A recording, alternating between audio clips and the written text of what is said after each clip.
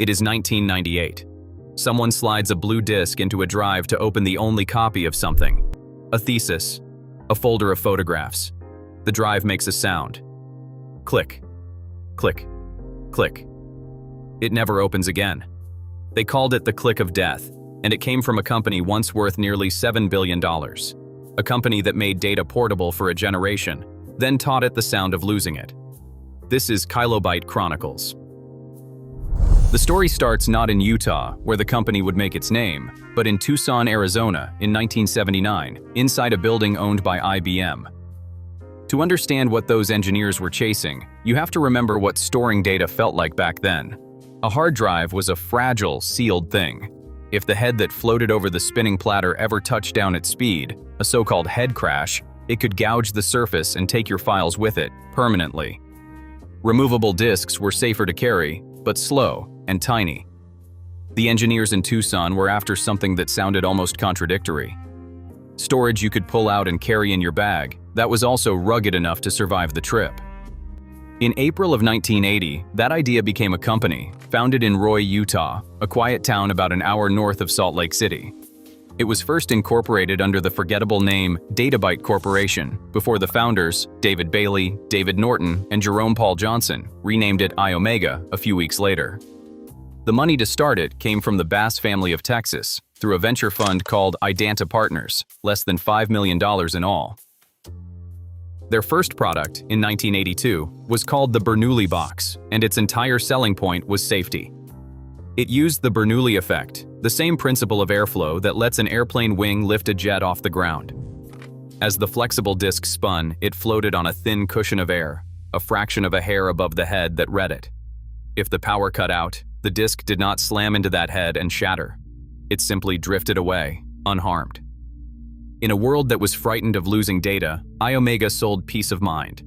The company went public in 1983 and raised nearly $22 million on just $7 million in sales.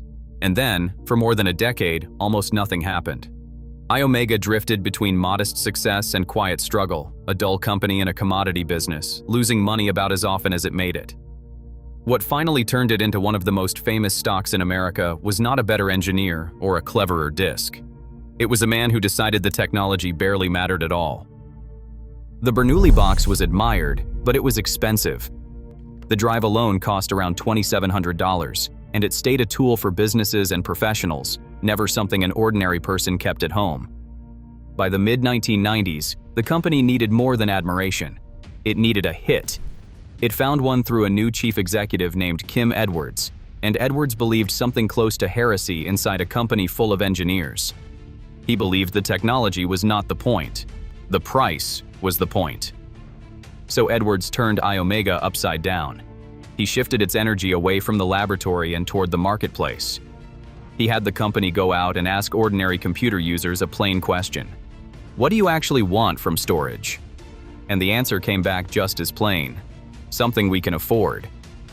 To understand why that answer mattered so much, picture the average desktop computer in 1994. The disk everyone used to move a file, the floppy, held about 1.5 megabytes. That was fine for a document.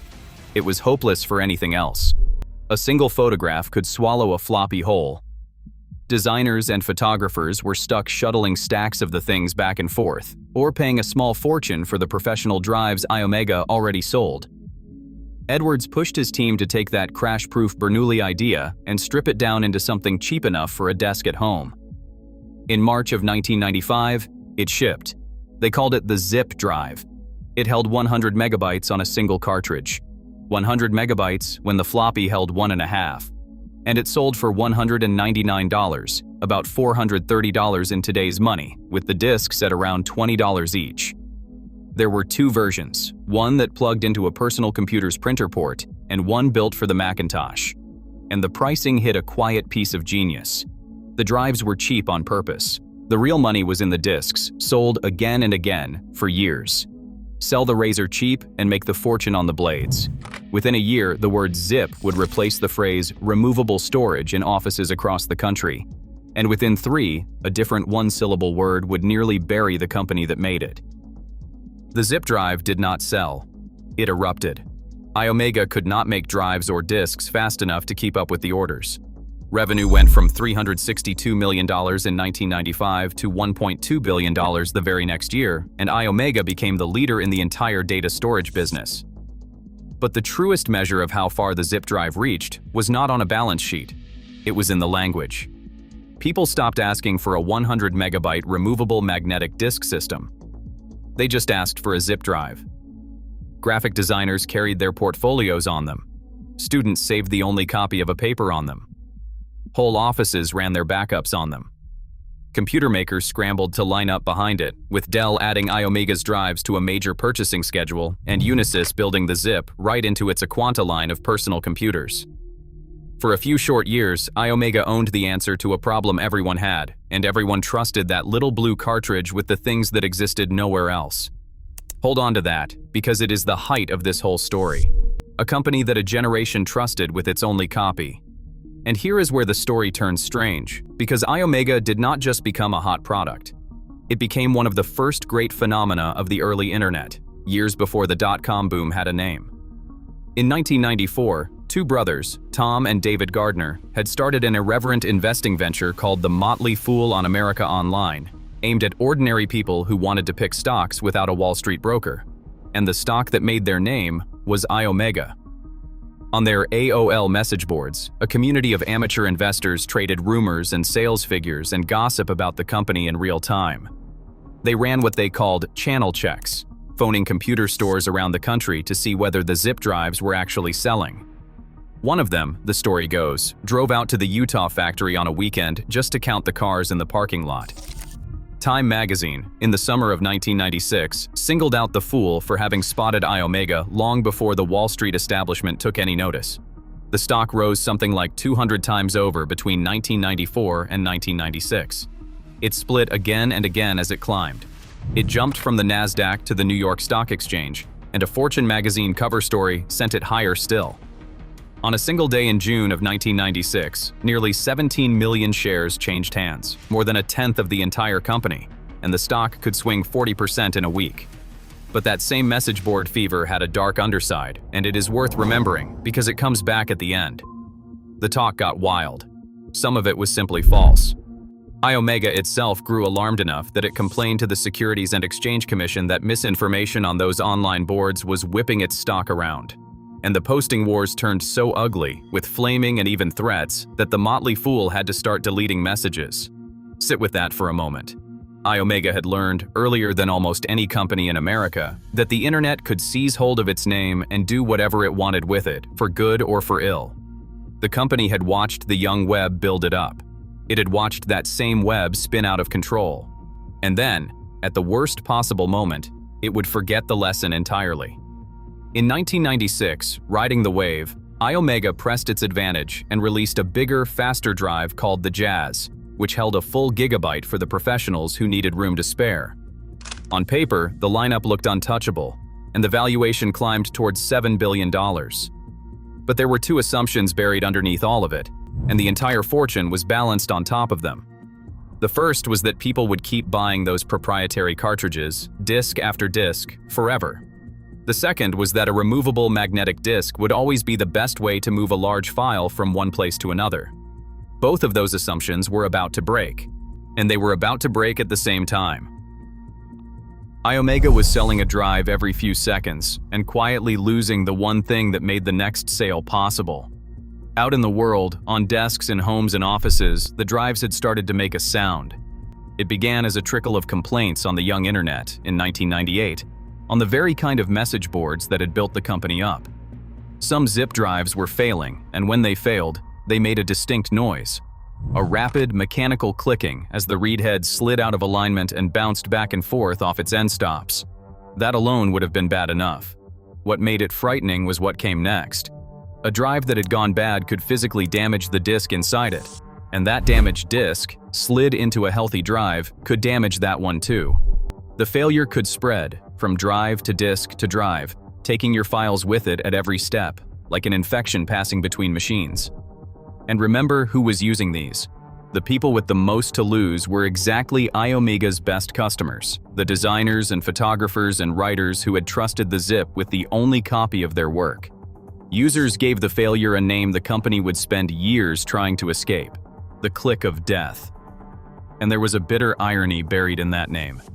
This was a company that had been born selling a drive designed so that it could not crash. A drive whose entire promise was that your data was safe. A decade and a half later, its most famous product had become the one that ate your only copy.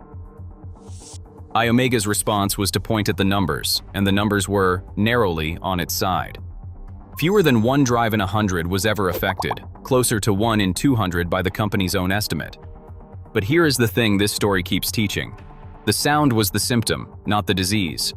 The real wound was self-inflicted, because those failures traced back to cost-cutting and slipping quality control on the very product the entire business depended on. Iomega had gotten cheap in the one place it could never afford to. And then it made the deeper mistake, the one it had already been warned about. It misjudged the internet. A single page appeared on the free web host GeoCities, the unofficial Iomega click of death homepage, and it became a gathering point for furious customers, collecting their stories and spreading the phrase faster than any recall notice ever could. This was the same force that had made Iomega a sensation on the Motley Fool boards, the same viral, uncontrollable word of mouth, only now it was running in reverse. And the company that had complained to regulators about online rumors back in 1996 still behaved, in 1998, as though the internet were a nuisance to be managed, rather than the place its reputation now lived or died.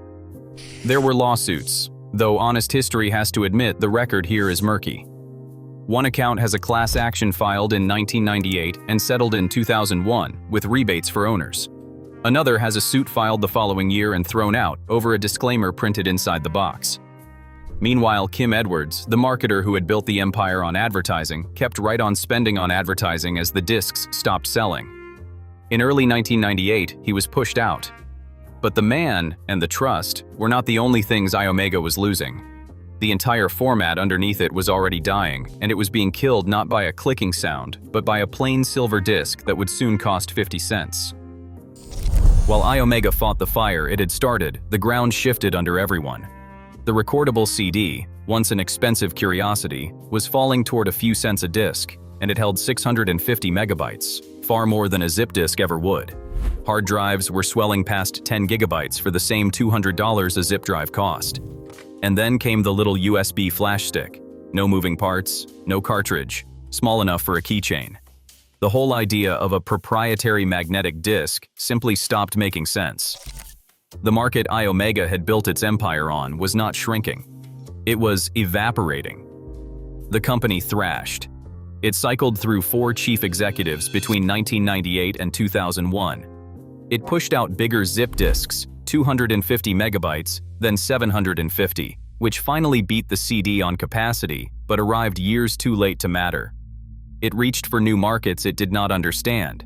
It built a tiny pocket drive it first called Click, then quietly renamed Pocket Zip, because by then the word click was radioactive for the brand, and it wrapped that format inside an early digital music player, the Hip Zip, that almost no one bought. None of it worked.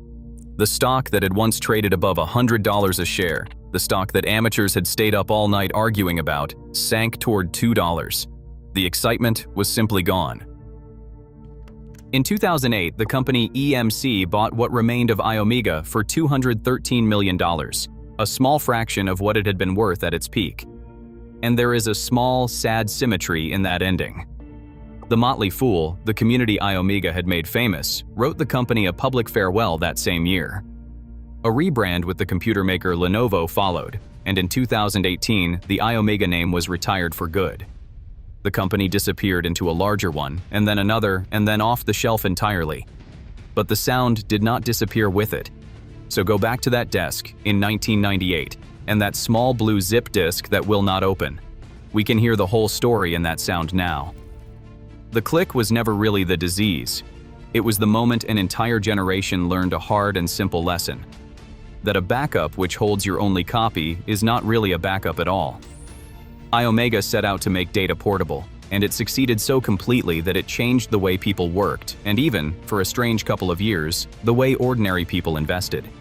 But in the end, it taught them something it never meant to. How quietly and how completely that portable data can vanish. And that lesson outlived every drive the company ever sold.